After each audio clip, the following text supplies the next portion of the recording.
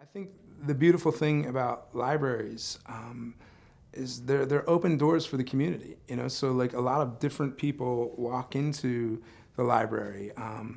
It's a meeting ground for different types of people, which I think is rare. There's not a lot of places in the community where you have a lot of different walks of life coming through, and it's the one place that Bartholomew feels he can be there and be okay. Like nobody's going to rush him out or kick him out, and so, the idea came that, he's going to go there, like he needs to meet somebody. And so I don't know, maybe I have a librarian fetish deep down, I don't know, but, he just falls in love with her because she does things just a little bit differently in the library. She seems to take her time.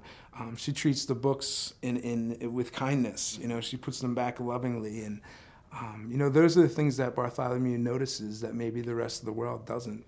I've always been somebody, my mom will tell you that even when I was 5, I would stay up with her late at night just asking like impossible questions about the universe and, never being satisfied with those answers. And when Silver Linings came about and I knew it was going to be made into a movie and we had a pretty good idea of how good that was going to go, of course I was really grateful, but it's also a point when you start to say, how did I do this? And why me? Like, why am I getting so much attention? And what is it about my work? And I would stay up late at night thinking about that. How did this work?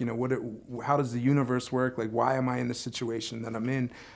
And what I started to realize, and I think through fiction writing I realized this, and reading too, is that you don't always get the answers to the big questions. Maybe there's no formula, maybe there's no recipe in life, but sometimes it can be beautiful to revel in the mystery. And so I wanted to create a character who was unspoiled by academia, unspoiled by the world. Bartholomew only knows his mother for 39 years, and then he starts to ask these really deep philosophical questions.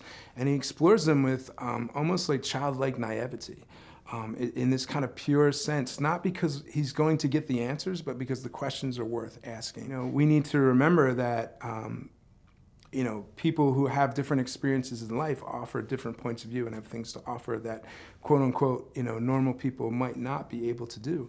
I come across a lot of my friends who read my books, kids that I grew up with, and they'll say, Q, like, I love your book, man, but how do you come up with this stuff? Like, and I realize that their minds work in such a radically different way, and that's why maybe they're bankers or they're salesmen or they sell insurance or whatever they do. So I went from being embarrassed of the things that I have to deal with to accepting them and saying this is what makes you who you are.